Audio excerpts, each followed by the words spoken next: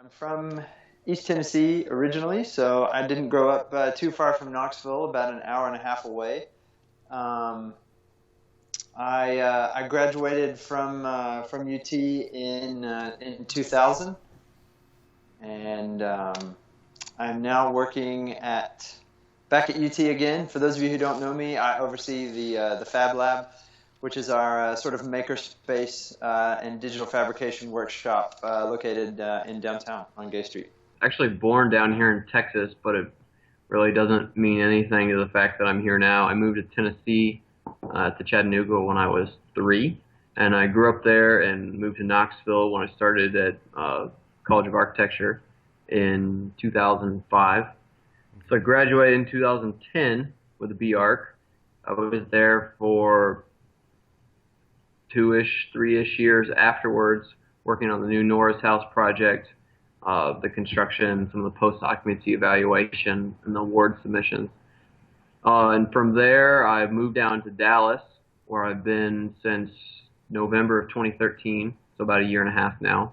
And I'm working now as a project coordinator and an architect at Good Fulton and Farrell Architects here in Dallas.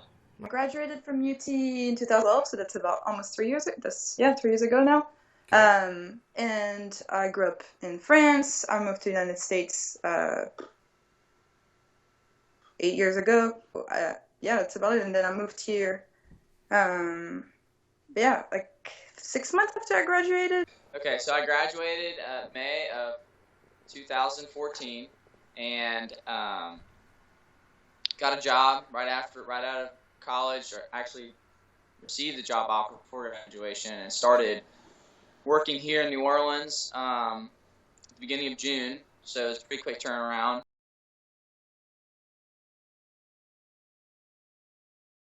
Yeah, so initially when I started looking for jobs, I actually started a conversation. It started out of a conversation that, multiple conversations I was having with my wife about, like, we were getting married, and so we were trying to think of, what cities we wanted to live in. And so, obviously a lot of cities in the Southeast were being thrown out there, and I had actually never considered New Orleans until Aunt Elizabeth, had just said, hey, what about New Orleans? And I was like, what about it? She was like, well, it's my favorite city. And so I was like, okay, I'll look there. I am working for the architects firm Eskew, Dumez, Ripple. They are one of the leading firms here in New Orleans, do a lot of great work locally, and are starting to grow themselves, nationally. It's definitely an adjustment, going from, being in studio kind of world, studio mindset, college student, to really all of a sudden taking on a lot more things in life. But it's been good, and finally things slowing down, which is great. We are, I'd say, a medium to large size firm. There's about 50 people in the office. There are 2 partners and 7 principals, but it's a 50-person firm. The way EDR, as a lot of people call them, have it set up, there's a lot of kind of support staff. So there's a few receptionists, a few people who do contract administration, a financial director, and so really, when you get down to it, there's really maybe only 35 or 37 architectural design staff. So and then the firm is broken up into teams, and so it really does break down into much smaller in a good way.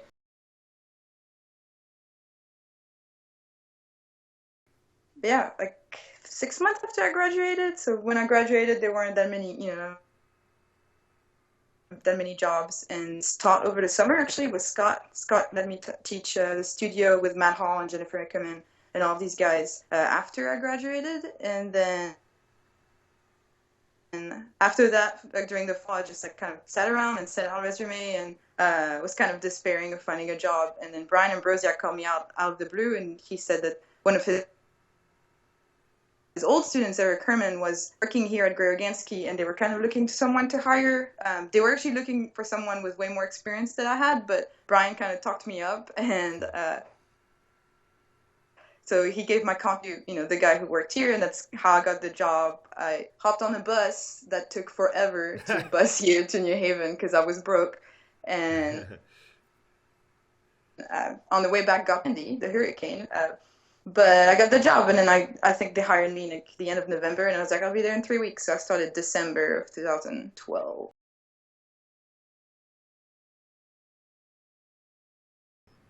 So when I came out of school was sort of the height of the shitty time to look for a job. Basically, you could find a job, but you had to look really hard, and you had to want a job really hard. And I wasn't doing either of those things. So I looked pretty hard eventually. I think I applied to 100 different places by the time all was said and done. Wow. I was being kind of picky where I applied to. Probably picked a top 5 or 6 in any big city and sort of sent my stuff off there, and I got a few leads back. I actually did the math maybe like a year ago, and I think I got like a 15% return rate in terms of follow-up calls and interviews and stuff like that. So not bad considering, but eventually I ended up down here in Dallas. I had some friends down here, and my girlfriend got a job here, and I lucked out and got a job here maybe a week after she was offered the position, and my search very much narrowed to only the Dallas-Fort Worth area. Yeah. You had to set your mind on one place and sort of go for it, and that was sort of the trick. Applying all over the U.S. to your favorite places was not a good strategy in terms of finding a job. It was still fun, and I mean the experience was worth it, and you learn a whole lot. Especially I read through a bunch of my I went through a task of sorting my hard drive, which I've been putting off for like 2 years, and I read through a bunch of my old cover letters. I was like, man, I said all the wrong things. Like, no wonder they didn't call me back. Just like, that had to be so annoying. Like, I'm annoyed to just read that now.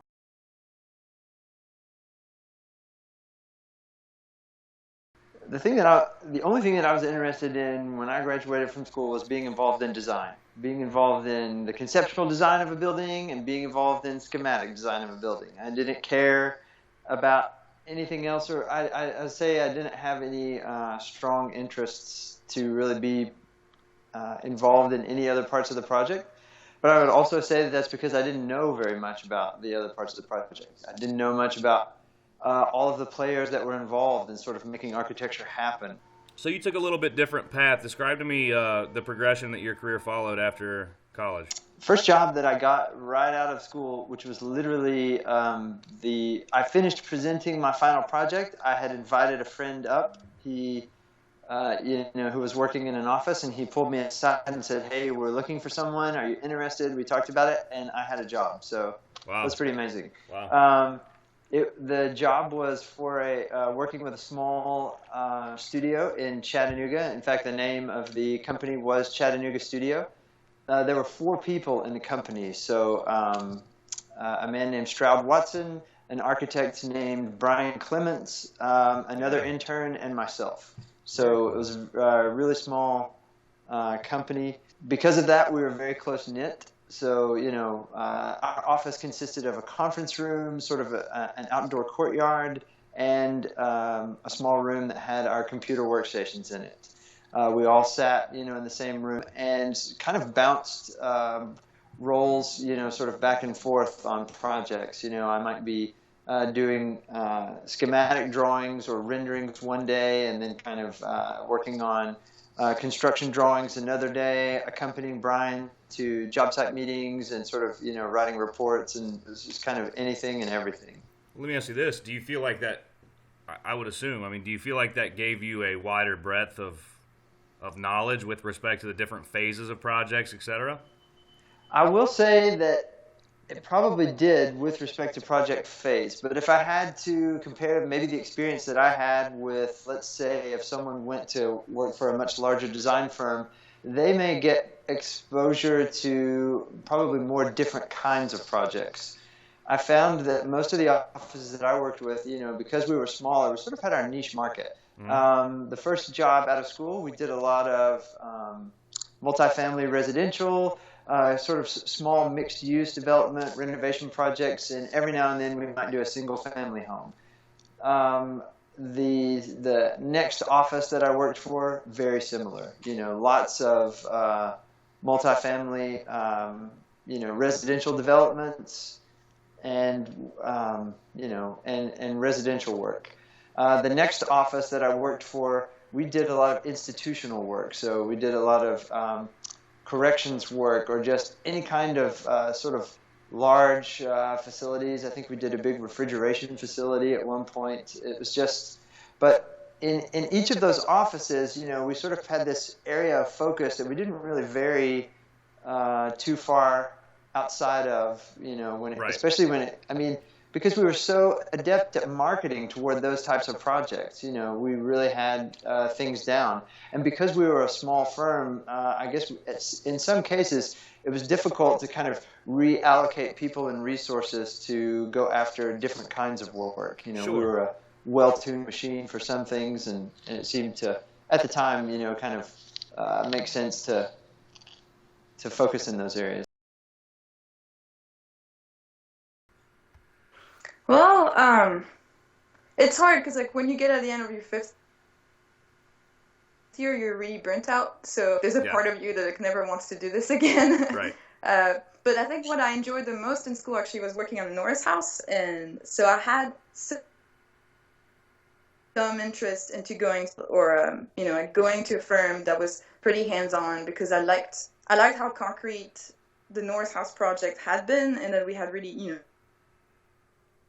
tight constraints, and I thought that's really exciting to be able to use our design skills, our problem solving skills for something that felt really real. And I really wanted this process up close, more, because I think the few really nice buildings I had been to, it always baffled me, because I was very aware that we do the drawings mostly. We're not the people actually on-site building things. So I was really curious as to how does this happen? How do you get someone to build something that good? How do you get people on board with your idea? So I think it's why I gravitated toward design build, mostly because of the Norris House, and I thought that would be a good fit for me, because I loved working in the wood shop and all these things. So I think had an inkling that would be it, and actually turned down a couple of corporate offers, because at that point, at least, that's not at all what I wanted to do, and I didn't want to work on huge projects and work on Revit, because I understood that I would be very dissociated from the construction process at that point, and I just wanted to kind of get in there and for build. Gruber Gansky is a small firm, so small size firm, who did mostly residential, so kind of high-end residential, and also a little bit of infrastructure that we did a few bridges, pedestrian bridges, but more work that's kind of spanning a bigger clientele. So we are, now we're working on high school, Little League stadium, all these things.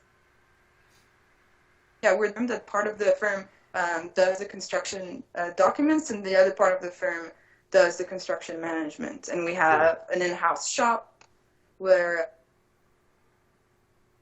we have a full-time shop guy who's amazing, he does a lot of he does casework, custom casework, but he also does a lot of the management in terms of dialoguing with the subs and everything. So yeah, it's really fun. It's I think it also leads to a really disorganized process, so I feel we're constantly winging it, but it leads some pretty good results, because they're the flow is very, and I think Alan Organsky worked in construction for a while, in corporate, so that's his background, that's what he brought to the office, so we kind of approach every project that way.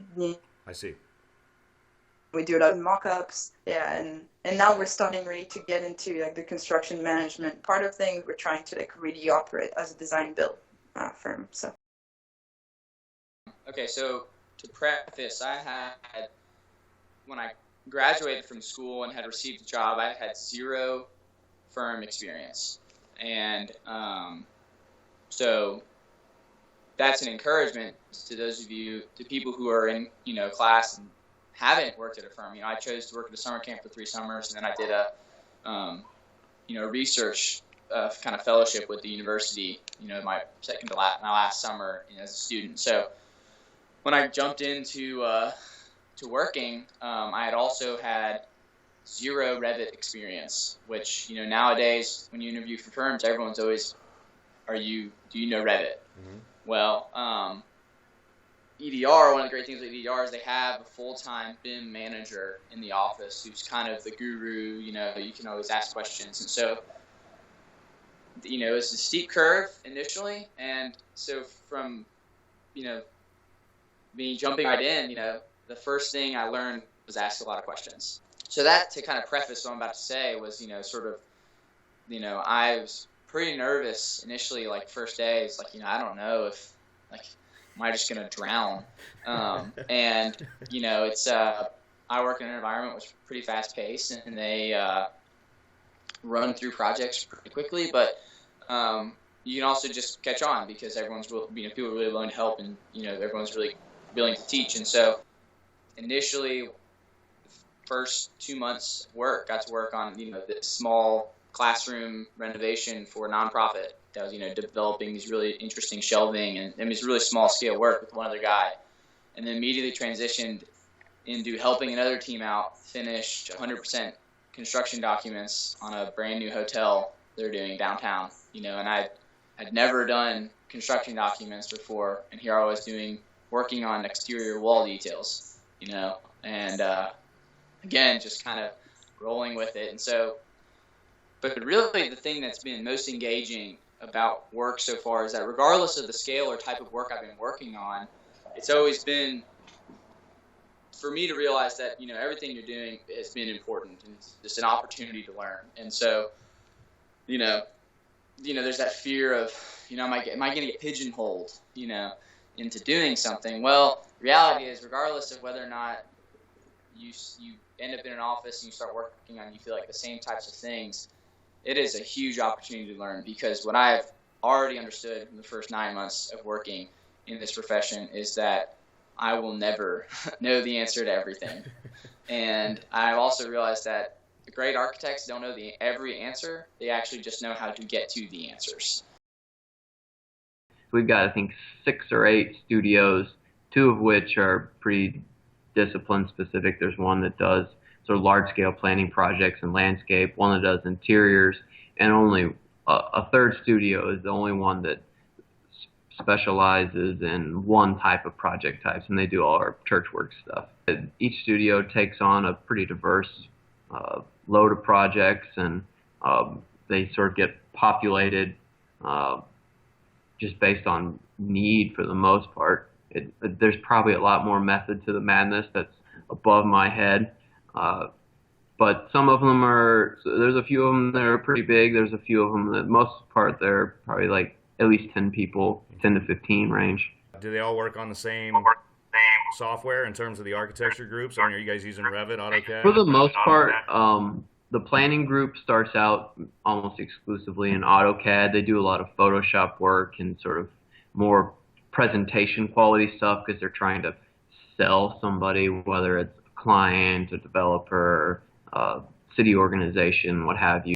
A lot of times the planning group will take stuff from the very, very beginning, from the conceptual level, and they'll pass it off to someone else. And we use SketchUp. Some people use 3D Max when we get sort of bought out to do a high quality rendering when they want to sell it to someone or put it in a magazine or something.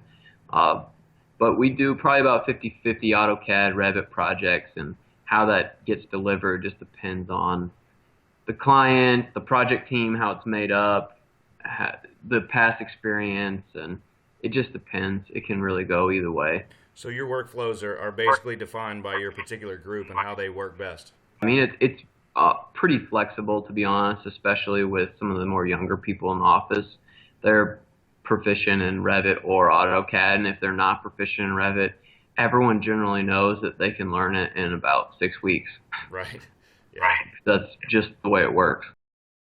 We do a little bit of everything. The things we don't do are prisons, and we don't do hospitals. Other than that, we do just about everything. We also don't do a lot of single-family houses, just because we're so big and usually they're so small. We leave that to some of the more niche people in town. Right now, I'm mostly doing sort of more production stuff and more sort of DD on. We've been recently getting into some more SD level stuff.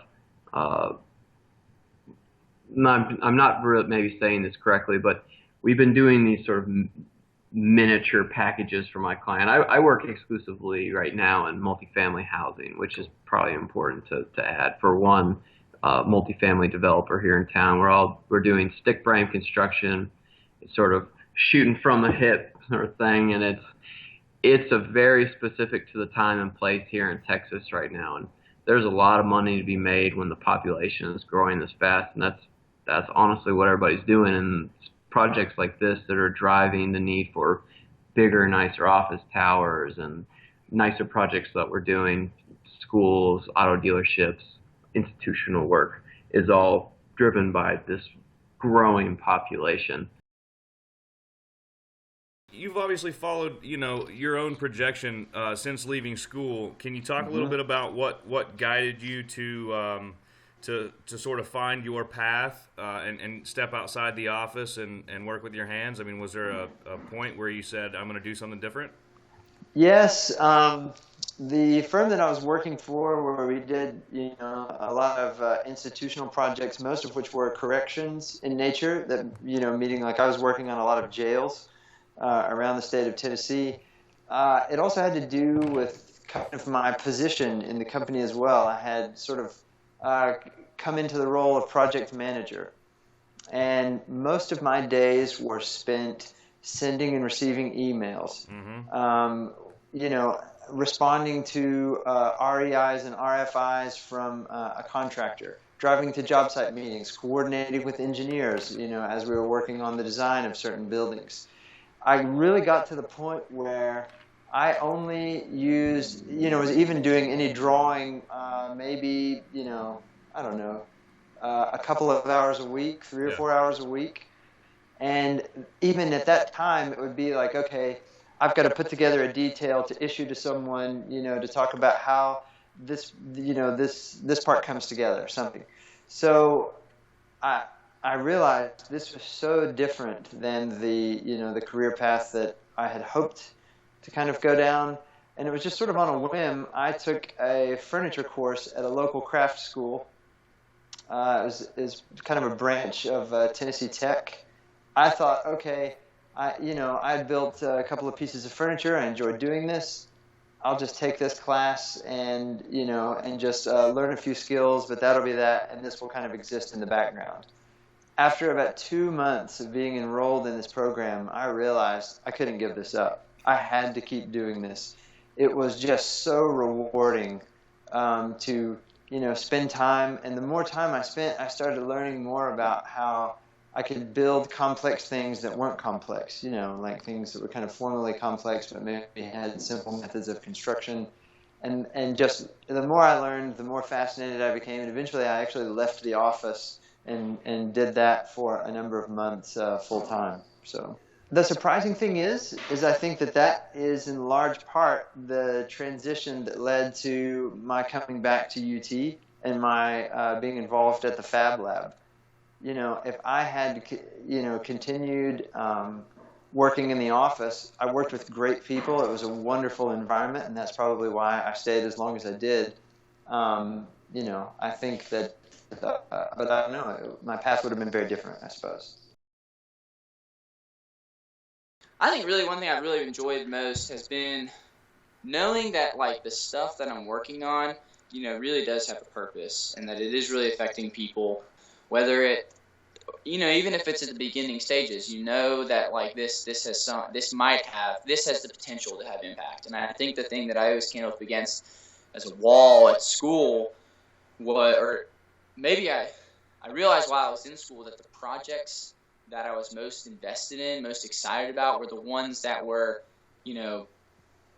maybe had some tie to reality. You have this hope in a way for it to become reality. I think that has been the thing I've enjoyed the most. Now, haven't seen anything built yet. That's a process, right? So a lot of the things that, at the job I work at, might take 3 years from start of project to final, cutting the ribbon for a grand opening. But just knowing that things are going to be built and seeing other projects that are under construction, seeing photos, hearing about them from other people, that gets you excited. That gets you fired up. I think it's been like really working with people, like something that like they never told, like in pro practice, for example, is that we would look at the really kind of dry facts about how it works and how much project management is basically babysitting group. Mm-hmm. But I guess like none of this seems really fun and doing all this paperwork. But when you get in the office, you really get to work with people. You work with real people. It's not just like you trying to be a genius. And you work with subs who are really good at what they do, and they know a lot about one thing and can teach you that. And I think that like if you respect that, they really appreciate it. And I think that's been really fun, like meeting all kinds of people in an office is trying to, keep those relationships going. So like we always reuse the same people we tend to, because they end our design style and vice versa. And I've really enjoyed that. Like either learning from my peers, people that are older than me, like in the office, being able to be parts of the construction process has been really rewarding. Sometimes it's overwhelming because you have to do 1,000 things at once, but it's been really great to be able to just do a little bit of everything.